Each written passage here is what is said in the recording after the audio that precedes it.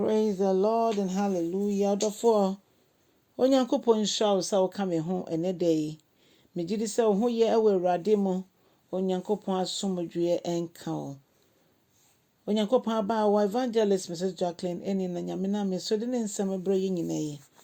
Therefore, yɛbɛfa yɛ akenka nsɛm afi Yohane nwoma no a edi kan. Eti baako nkyekyɛmu baako kɔsi 9. Yohane nwoma edi kan eti baako nkyekyɛmu baako kɔsi 9. Adɔfo me ntie Awurade asɛm na John kasa fa Yesu Kristo ho sɛ mebɔ ne dawuro mekyerɛ mo sɛ nea meka ne ho asɛm no ɔwɔ hɔ mfitiaseɛ no nyinaa na yɛate ne nka yehu no nso na yehu no yɛde yɛni ehu no ebi bɛka sɛ yɛagane yehu yɛ yɛmpo yɛde yɛn nsa mpo soo ne mu na ɔno ne nkwa sɛm no ɔno ɛne nea ɔyɛ nkwa nankasa ɔda ne ho adi de kyerɛ yɛn na yehu no na ebetumi di ho adanse ne aka ho asɛm sɛ ɔyɛ nea ɔma da nkwa no ɔno na ɔne agya no na ɛwɔ hɔ na afei ɔbɛda ne ho adi de kyerɛ me ne wo ɔdɔfo wɔ ne Awurade Yesu Kristo mu nea yehu ne sɛ Yesu ɔbotaa bi nti a ɔde ba asase yi so na yɛn nso wahyɛ yɛn sɛ yehu na yɛda ne fie mu yɛn ne ba ne nkyɛn a nea nti ɔba asase so no yɛn nso yɛkyɛfa ɛbɛwɔ mu bi ɔse mebɔ ne dawuro ɛsɛ yɛn ankasa yɛate ne nka yɛne na akasa na ɛne na enyi nkitahodie na obi biara wahu Kristo Yesu no ɔno ne ntam nkitahodie ɛte sɛ emu ɔden emu yɛ den ɔno na ɔwɔ agya ne nkyɛn na wafi hɔ no aba na ɔka kyerɛ yɛn sɛ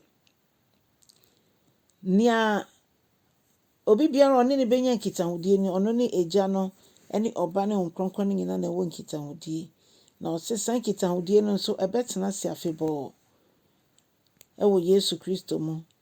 ɛna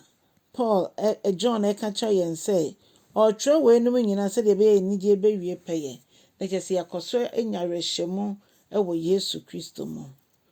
ɔdɔfoɔ nea yɛka nyinaa ne sɛ yɛnyɛ saa nkitahodie mu ɔden na ɛbɛyɛ den sɛ nyame nkronkron ne yɛ kasa a yɛbɛte ɛba saa na nea yɛdwendwen ho ɛne wiase nneɛma na aboro so ɛyɛ adwen mu no wobɛhwɛ na nkakra no na ɛde yɛn ɛkɔ ɔhaw mu nanso wei no nyame asɛm edi ho adanseɛ sɛ nea yɛde yɛn ho ato no so no ɔno na ɔwɔ hɔ fi wiase mfitiaseɛ ɔno mpo ne asɛm na Onyankopɔn de bɔ wiase nyinaa no ɛnnɛ ɔhwɛ yɛn kwan sɛ na edi kan yɛn nso yɛbɛbɔ ne ho dawuro akyerɛ amansan na amansan behu ne mɛneyɛ ne ne kɛseyɛ amansan behu sɛ yɛsom nyame ɔte aseɛ nea ɔmode ɔmo nsa ɛka ne suafo de ɔmo nsa ka ne hu no edi ne ho adanseɛ nyame nkronkron kasa nso ayɛ ɔmo adom ɔmo atimi atwerɛ ato hɔ sɛ me ne wɔn nso yɛnya ho mfasoɔ sɛdeɛ ɛbɛyɛ yɛn ne Onyankopɔn nkronkron ayɛ nkofa no ɛnkɔyɛ bibia wɔ hɔ na mmom ɛbɛ nkitahodie a emu ɔden ɔdɔfoɔ nea yɛka nyinaa ne sɛ yɛmbɔ mmɔden ne yɛnka asɛmpa no nkyerɛ afoforo a ɔmo nteyɛ yɛmbɔ mmɔden a ne yɛnkyerɛ asɛmpa no ɛsiane sɛ Bible say harvest no anaasɛ twabrɛ no abɛn ɛdɔɔso nanso adwumayɛfoɔ no sua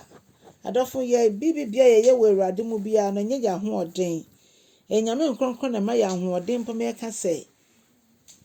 yɛso aba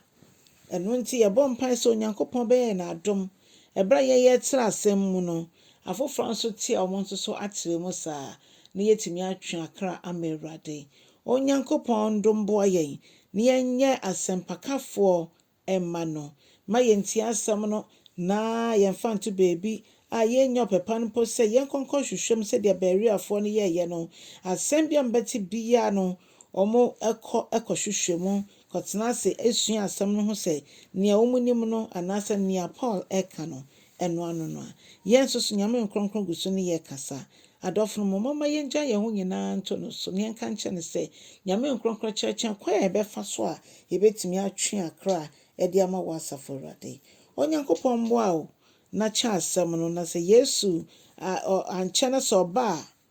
yɛne na akɔ n'ani onyam wama ɛnɛ nso a yɛbɛhyia ɔkyena wɔ line no so onyame nka wo ho ɛne na bye bye.